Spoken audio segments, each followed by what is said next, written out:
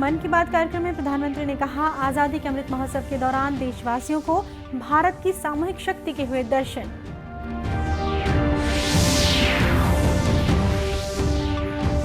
प्रधानमंत्री ने अपने गुजरात प्रवास के दौरान विभिन्न विकास कार्यों का किया लोकार्पण। कच्छ में जनसभा को किया संबोधित।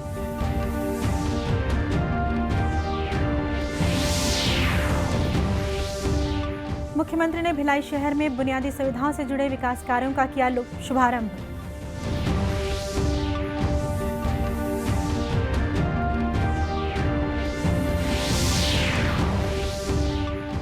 और जांजगीर में आजादी के अमृत महोत्सव के तहत हुई राज्य स्तरीय कराटे स्पर्धा। 17 जिलों की बालिकाओं ने किया शानदार प्रदर्शन।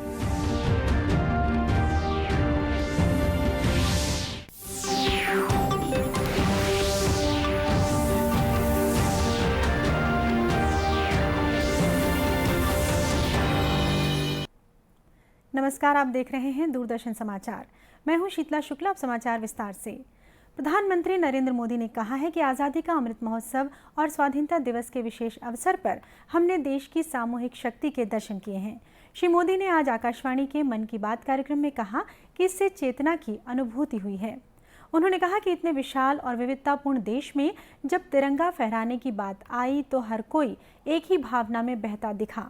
प्रधानमंत्री ने हर घर तिरंगा अभियान के लिए लोगों के नए नए विचारों की सराहना की। इस संबंध में उन्होंने कृष्णील अनिल का उदाहरण दिया, जो पजल आर्टिस्ट हैं। अनिल ने रिकॉर्ड समय में खूबसूरत तिरंगा मौजिक कलाकृति तैयार की है। प्रधानमंत्री ने दूरदर्शन पर प्रसारित स्वराज धारावाहिक का उदाहरण दिया। ये प्रत्येक रविवार को रात 9 बजे प्रसारित होता है। प्रधानमंत्री ने देशवासियों से 75 सप्ताह का ये धारावाहिक देखने की अपील की। खुशी की बात बताना चाहता हूँ। अभी कुछ दिन पहले मुझे भारत सरकार के सूचना और प्रसारण मंत्रालय के कार्यक्रम में जाने का अवसर मिला। वहां उन्होंने स्वराज दूरदर्शन की सीरियल का स्क्रीनिंग रखा था। मुझे उसके प्रीमियर में जाने का मौका मिला। ये आजादी के आंदोलन में हिस्सा लेने वाले अनसुने नायक नायिकाओं के प्रयासों से देश की युवा पीढ़ी को परिचित कराने की एक बेहतरीन पहल है।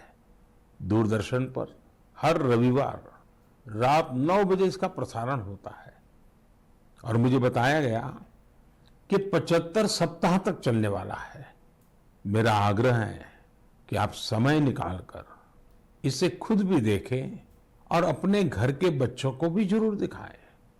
और स्कूल कॉलेज के लोग तो इसको रिकॉर्डिंग करके जब सोमवार को स्कूल कॉलेज खुलते हैं तो विशेष कार्यक्रम की रचना भी कर सकते हैं, ताकि आजादी के जंग के इन महानायकों के प्रति हमारे देश में एक नई जागरूकता पैदा होगी। प्रधानमंत्री ने कहा कि सितंबर का महीना त्योहारों के साथ साथ पोषण से जुड़े अभियान के लिए समर्पित है।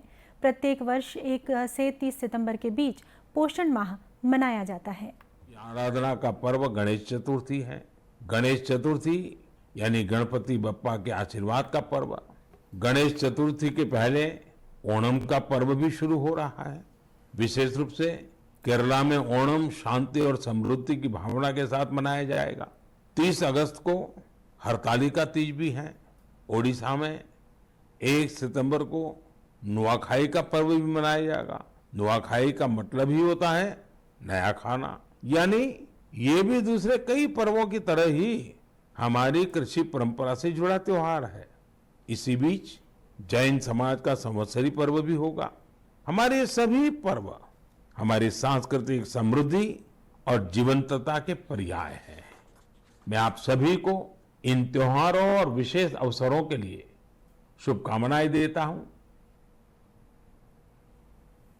प्रधानमंत्री ने मध्य प्रदेश के मंडला में मोचा ग्राम पंचायत में बने अमृत सरोवर की भी चर्चा की। कान्हा राष्ट्रीय उद्यान के पास बने इस सरोवर से इलाके की सुंदरता भी बढ़ी है। प्रधानमंत्री ने कहा कि अमृत सरोवर अभियान वर्तमान में अनेक समस्याओं का समाधान तो करता ही है, ये आने वाली पीढ़ियों के लिए भी उतना ही आवश्यक है। इस अभियान के तहत पुराने जलाशयों का कायाकल्प किया जा रहा है और नए सरोवर बनाए जा रहे हैं। प्रधानमंत्री नरेंद्र मोदी ने कहा है कि खादी आत्मनिर्भर भारत के सपने को साकार करने की प्रेरणा बनेगी। श्री मोदी ने आज गुजरात के अहमदाबाद में साबरमती रिवर फ्रंट पर खादी उत्सव में एक सभा को संबोधित किया। प्रधानमंत्री ने नागरिकों से खादी पहनकर टिकाऊ और पर्यावरण के अनुकूल जीवन शैली अपनाने की अपील की।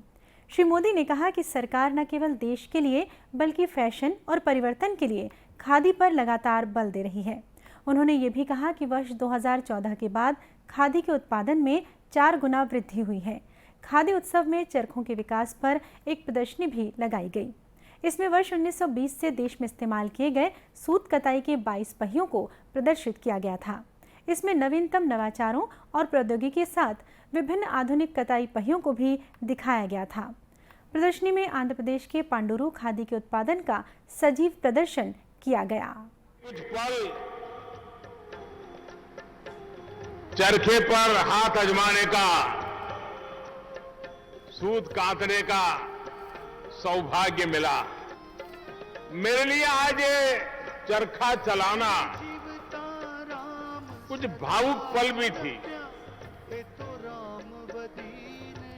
मुझे मेरे बचपन की ओर ले गई, क्योंकि हमारे छोटे से घर में एक कोने में ये सारी चीजें रहती थी और हमारी मां आर्थिक उपार्जन को ध्यान में रखते हुए जब भी समय मिलता था वो सूत कातने के लिए बैठती थी। आज वो चित्र भी मेरे ध्यान में फिर से एक बार पुनस्मरण हो आया। प्रधानमंत्री नरेंद्र मोदी ने आज कच्छ के भुज में स्मृति वन का लोकार्पण किया। ये स्मृति वन वर्ष 2001 में गुजरात में आए भूकंप के बाद गुजरात के पुनर्निर्माण के लिए राज्य की जनता के साहस और धैर्य का प्रतीक है। इस अवसर पर श्री मोदी ने कच्छ में भूकंप के दौरान मारे गए 185 स्कूली बच्चों और 20 शिक्षकों को श्रद्धांजलि के रूप में बनाए गए वीर बालक स्मारक का लोकार्पण किया। अपने प्रवास के दौरान श्री मोदी ने भुज में लगभग 4,400 करोड़ रुपए की परियोजनाओं का लोकार्पण और शिलान्यास भी किया। केंद्रीय गृह मंत्री अमित शाह ने कहा है कि प्रधानमंत्री नरेंद्र मोदी ने अपने राजनीतिक जीवन में जो कार्य किए हैं उसकी चर्चा आज पूरी दुनिया में हो रही है। गृह मंत्री ने ये बात रायपुर में प्रधानमंत्री पर लिखी गई पुस्तक मोदी @20 पर आयोजित संगोष्ठी में कही। केंद्रीय गृह मंत्री ने कहा कि श्री मोदी को देश और दुनिया के लोगों ने अपनी अपनी नज़र से देखा है। उनका योगदान अनेक रूपों में समाज में दिखाई देता है। तो मोदी जी का नाम और मोदी जी का काम, इसके बारे में देश की जनता को बताने की कोई जरूरत नहीं। देश के किसी भी कोने में, किसी भी उम्र के व्यक्ति को, किसी भी जाति के व्यक्ति को, अगर आप नरेंद्र मोदी जी को बारे में पूछना चाहेंगे तो हर कोई काफी कुछ बता सकता है।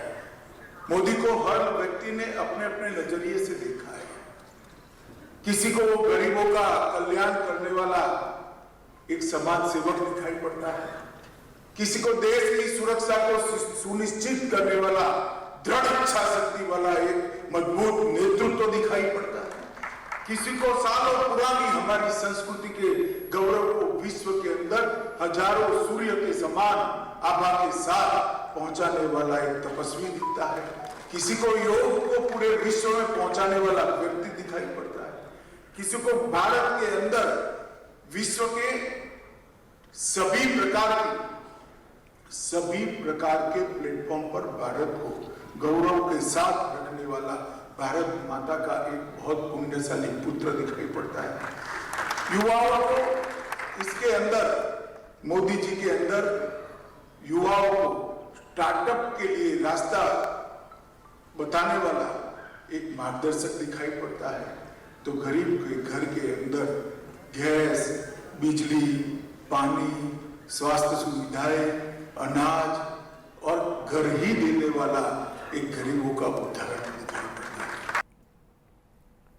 गौरतलब है कि गुजरात के मुख्यमंत्री के रूप में 12 साल और प्रधानमंत्री के रूप में पिछले 8 वर्षों में श्री मोदी ने जो महत्वपूर्ण फैसले किए हैं उन्हें ध्यान में रखकर ये पुस्तक लिखी गई है।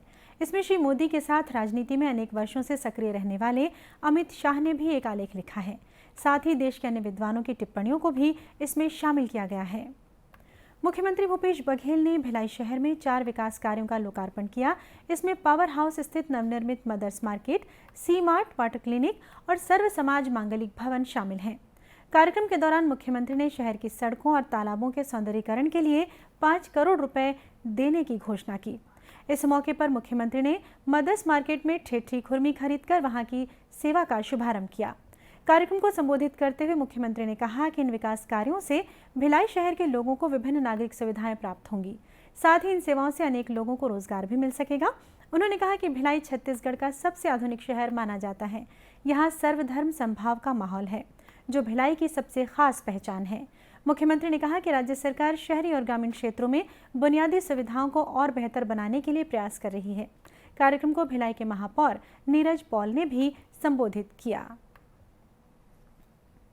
देशव्यापी कोविड टीकाकरण अभियान के अंतर्गत अब तक 211 करोड़ 66 लाख से अधिक टीके लगाए जा चुके हैं। स्वास्थ्य मंत्रालय ने बताया कि कल 26,53,000 से अधिक टीके लगाए गए। इस दौरान लगभग 10,000 मरीज संक्रमण से मुक्त हुए, जबकि 9,000 से अधिक लोगों में कोरोना संक्रमण की पुष्टि हुई। इस समय देश में कोरोना से स्वस्थ होने की दर लगभग 99% है। देश भर में इस समय कोरोना के करीब 87,000 मरीजों का इलाज किया जा रहा है। इधर छत्तीसगढ़ में पिछले 24 घंटों में कोरोना के 150 से अधिक व्यक्ति संक्रमित मिले हैं। प्रदेश में कोरोना संक्रमण की दर लगभग 2.5% है। प्रदेश में इस समय कोरोना संक्रमण के 1200 से अधिक सक्रिय मामले हैं। खास बात ये रही कि पिछले 24 घंटों के दौरान प्रदेश में किसी भी कोरोना संक्रमित व्यक्ति की मृत्यु नहीं हुई है। जांजगीर में आज़ादी के अमृत महोत्सव के तहत राज्य स्तरीय कराटे स्पर्धा का आयोजन किया गया है। इस प्रतियोगिता में प्रदेश के 17 जिलों के 350 से ज़्यादा खिलाड़ी भाग ले रहे हैं। इस स्पर्धा में बिलासपुर की स्वाति साहू भी शामिल हुई हैं, जिन्हें दुर्घटना में अपना एक हाथ खोना पड़ा था। उन्होंने बताया कि वे इस खेल से जुड़कर अपने आप को बहुत संतुष्ट महसूस करती हैं। स्वाति साहू ने कहा कि कराटे के जरिए किसी भी व्यक्ति में आत्मविश्वास पैदा किया जा सकता है। ये खेल आत्मरक्षा का एक अच्छा माध्यम भी है। जो अपने आप को कमी महसूस करते हैं वो कभी अपने आप को कमी महसूस ना करें, क्योंकि हम लोग भी किसी से कम नहीं है। अपने आप को मजबूत से बनाना चाहते हो तो आप भी कुछ करके दिखाओ, कुछ करना चाहते हो तो करो, ये है। और अपने आप को कभी कमी महसूस नहीं करना चाहिए किसी को। इस आयोजन के संबंध में जिला कराटे संघ के पदाधिकारी वरुण पांडेय ने बताया कि महिलाओं और लड़कियों के साथ होने वाले अपराधों को रोकने में कराटे की भूमिका बहुत महत्वपूर्ण हो सकती है। इस बात को ध्यान में रखते हुए कराटे संघ द्वारा अधिक से अधिक संख्या में लड़कियों को इस खेल से जोड़ने के प्रयास किए जा रहे हैं। आज़ादी का अमृत महोत्सव हम लोग मना रहे हैं और 2 दिन बाद राष्ट्रीय खेल दिवस है, तो जिले में बड़ा कोई आयोजन नहीं हो पाता, इसलिए हम उसी के तारतम्य में ओपन स्टेट कराटे चैंपियनशिप का आयोजन जिला कराटे संघ और यूनाइटेड कराटे जो इंडिया छत्तीसगढ़ की बॉडी के माध्यम से हम ये आयोजन करवाने जा रहे हैं, जिसमें 16 जिले के 335 खिलाड़ी शामिल हो रहे हैं। इस प्रतियोगिता में दूसरी और तीसरी कक्षा में पढ़ने वाली छोटी उम्र की बालिकाओं को भी शामिल किया गया है, ताकि उनके भीतर भी आत्मविश्वास पैदा किया जा सके। छत्तीसगढ़ और मध्य प्रदेश में अग्निपथ योजना के तहत महिला सैन्य पुलिस रैली 19 से 22 अक्टूबर तक जबलपुर में आयोजित की जाएगी। अग्निवीर महिला रैली के लिए ज्वाइन इंडिया आर्मी वेबसाइट पर 7 सितंबर तक ऑनलाइन पंजीयन किया जा सकता है। इस संबंध में और अधिक जानकारी के लिए फ़ोन नंबर 07612 607 637 पर संपर्क किया जा सकता है। रायपुर स्थित सेना भर्ती कार्यालय से मिली जानकारी के अनुसार अग्निवीर योजना के तहत भारतीय सेनाओं में 4 साल के लिए युवाओं की भर्ती की जा रही है। चयनित उम्मीदवारों को प्रशिक्षण दिया जाएगा। अग्निवीर योजना देश के युवाओं को सेना में शामिल होने और मातृभूमि की सेवा का अवसर उपलब्ध कराने के लिए शुरू की गई योजना है। प्रदेश का पारंपरिक त्योहार पोरा कल पूरे छत्तीसगढ़ में उमंग और उत्साह के साथ मनाया गया। खासतौर पर ग्रामीण क्षेत्रों में खेती किसानी से जुड़े लोगों ने अपने गाय बैलों को आकर्षक ढंग से सजाकर उनकी पूजा की। प्रदेश के विभिन्न स्थानों पर पारंपरिक बैल दौड़ का आयोजन भी किया गया। इसी कड़ी में कांकेर जिले के संभलपुर गांव में भी कल बैल दौड़ और फुगड़ी सहित अन्य आयोजन किए गए। इन कार्यक्रमों में स्थानीय लोगों ने पूरे उत्साह के साथ हिस्सा लिया। पारंपरिक बैल दौड़ से पहले बच्चों के लिए खिलौने वाले बैल दौड़ का भी आयोजन किया गया।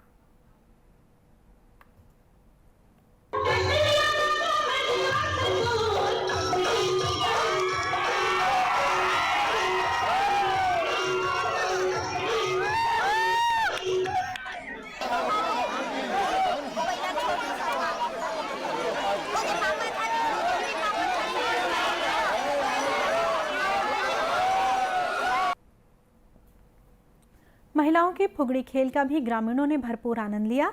इसके अलावा स्थानीय महिलाओं के बीच रस्सी खींच स्पर्धा का आयोजन भी किया गया। इसमें स्थानीय सरपंच अनिता रावटे की टीम ने जीत हासिल की।